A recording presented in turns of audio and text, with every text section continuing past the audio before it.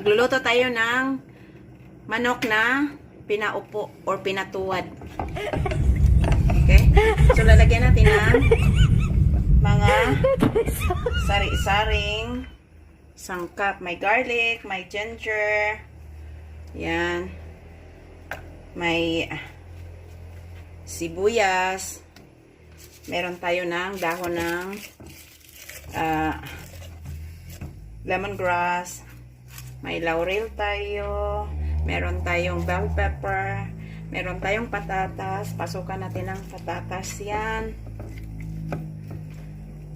Ayan. So, tapos yan, para hindi siya dikit sa loob, sa ilalim, lalagyan natin ng patatas. Ayan. So, nilagyan ko na yan siya ng konting asin.